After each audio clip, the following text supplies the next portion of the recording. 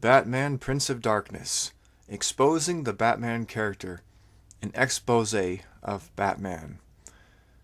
The Batman franchise had its beginning in 1939 when Bob Kane came up with what he called the Batman. This character in the Batman franchise has impacted the globe and has raked in many billions of dollars of retail and movie ticket sales. Children around the world enjoy playing with Batman toys, reading Batman comics, and watching Batman cartoons and movies. But are the Batman character and his adventures innocent entertainment, or do they bring across a dark message? Let's look at the Batman character. Interestingly, Dennis O'Neil, a writer and former editor of the DC Comics, said, "His iconography is that of a demon." According to the Steranko History of Comics by Jim Steranko, quote, Bob Kane created the Batman. Collaborator Bill Finger recalled, quote, Kane had an idea for a character called Batman, and he liked me to see the drawings. I went over to Kane's, and he had drawn a character who looked very much like Superman with a kind of reddish tights, I believe with boots, no gloves, no gauntlets, with a small domino mask, swinging on a rope. He had two stiff wings that were sticking out, looking like bat wings, and under it was a big sign, Batman, end quote. That was from the DC Comics Encyclopedia by Wikipedia or Wikimedia. Kane's original artwork of a man with bat-like wings strangely resembles bizarre sightings of a mysterious, bat-like humanoid creature which was seen years later. But unlike Kane's original Batman, these winged creatures were entirely black in color. And now we'll share with you about the NASA Fiend. In 1986, Frank Shaw, an archivist who worked at NASA's Johnson Space Center in Houston, had just finished work and was walking back toward his car one night. He noticed something on the roof of a nearby building.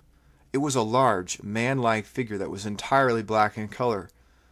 It wore a cape and it had two wing-like appendages sticking out of the cape. Frank Shaw was terrified as he beheld the creature perched on a roof and noticed that it seemed to get pleasure in seeing his fear. He hurried to his car and drove off.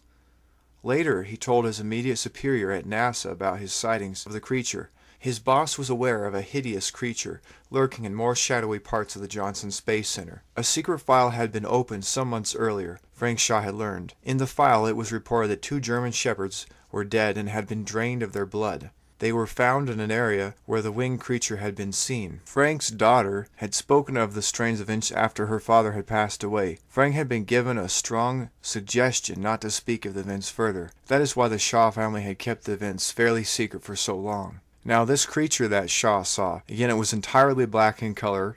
It had these bat-like wings that protruded out from underneath of a black cape, and of course it was entirely black. The thing is, it vanished, and this is not just a man dressed in a suit, just to let you know. Many years before the sightings in the Johnson Space Center, there were other sightings of Batman-type creatures in the city of Houston, Texas. The Houston Batman was seen by Hilda Walker, Judy Mayer, and in June 18, 1953. Hilda Walker was a 23-year-old housewife. Her neighbor, Judy Meyer, was a 14-year-old, and Howard Phillips was a 33-year-old tool and plant inspector. They were all sitting on the porch of Hilda's home in the city of Houston. Hilda told the press these words regarding a strange thing that they all observed. Quote, 25 feet away I saw a huge shadow across the lawn. I thought at first it was the magnified reflection of a big moth caught in the nearby street light. Then the shadow seemed to bounce upward into a pecan tree. We all looked up. That's when I saw it. She described the creature as being dressed in a black, tight-fitting outfit, man-like in shape, and dressed in bat-like wings. An, quote, eerie, glowing haze surrounded this creature. All these witnesses agreed that it was about 6.5 feet tall and that the strange glow surrounding the creature was yellow in color. When Hilda Meyer screamed, the Batman creature vanished. Once the creature had vanished, they all observed a flash of light that seemed to take off like a jet. Howard Phillips said, quote, I can hardly believe it, but I saw it. We all looked across the street and saw a flash of light rise up from another tree and take off like a jet, unquote. Speaking of the strange object, Hilda Walker said, it was like the white flash of a torpedo-shaped object. I may be nuts, but I saw it, whatever it was, unquote. Hilda compared it to the phenomena of UFO sightings. These sightings of strange, bat-like, humanoid creatures resemble the numerous sightings of alien beings which many people have claimed to have seen over the years. Speaking of the UFO and alien sighting phenomenon, Jacques Vallée, a well-known UFO researcher, speaker, and author, wrote this statement in his book Passport to Magonia. Quote, "What we have here is a complete theory of contact between our race and another race. Non-human, different in physical nature but biologically compatible with us. Angels, demons, fairies, creatures from heaven, hell, or Magonia. They inspire our strangest dreams, shape our destinies, steal our desires. But who are they?" End quote. That was Jacques Vallée. What are these aliens, fairies, or strange creatures, such as the Houston Batman? Vallée said he researched in the Vatican archives strange cases of human and fairy interaction going back to the Middle Ages. He said it required learning Latin to understand the old accounts.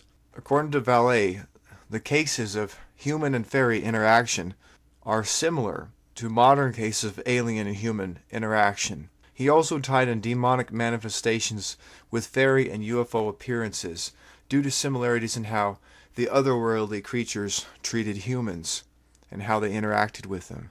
So what really are these strange creatures? God's holy word, the Bible, speaks of them as being deceivers and having the ability to appear in various forms. In one form, Satan appears as a dragon. In another form, Satan can appear as an angel of light, even though he is truly the prince of darkness. 2 Corinthians 11:13-15 says this, "For if such are false apostles, deceitful workers, transform themselves into the apostles of Christ, and no marvel, for Satan himself is transformed into an angel of light. Therefore it is no great thing if his ministers also be transformed as the ministers of righteousness, whose end shall be according to their works." End quote. That was 2 Corinthians 11:13-15. Let's look at verse 14. "And no marvel, for Satan himself is transformed into an angel of light." So he can make himself appear as an angel, even though he is not an angel of light. Satan and his creations can appear appealing to people to draw them into his deceptive snares. He can make his creations and forms of entertainment seem very attractive and even appear harmless, but all of Satan's works are full of poison and eventually bring about destruction to those who are deceived by them and who follow the course that Satan has laid through his devices. And some of these things that Satan has come up with include movies, like Hollywood movies, certain types of music, TV shows of different kinds, and certain children's toys and video games. 2 Corinthians 6:14-15 says, "Be ye not unequally yoked together with unbelievers. For what fellowship hath righteousness with unrighteousness? And what communion hath light with darkness? And what concord hath Christ with Belial? Or what part hath he that believeth with an infidel?" So this is speaking to Christians here. How can a Christian be yoked together with something that is of the devil? And we've already seen how there are demonic manifestations that look and very much resemble the original Batman design.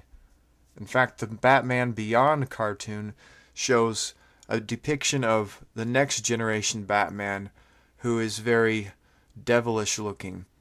He looks almost like the original drawings of Batman. So we should have nothing to do with this. Romans 6:23 says, "For the wages of sin is death, but the gift of God is eternal life through Jesus Christ our Lord." 1 Peter 5:8-9 says, "Be sober, be vigilant, because your adversary the devil, as a roaring lion, walketh about, seeking whom he may devour. Whom resist steadfast in the faith, knowing that the same afflictions are accomplished in your brethren that are in the world." 1 Peter 5:8-9.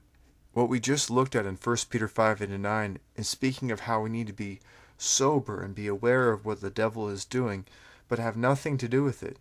He's seeking to devour us, whether we're Christians or non-Christians, and especially Christians, because we are God's children. So we need to be aware and forsake the devil's snares. James chapter 4:7-8 says, "Submit yourselves therefore to God. Resist the devil, and he will flee from you.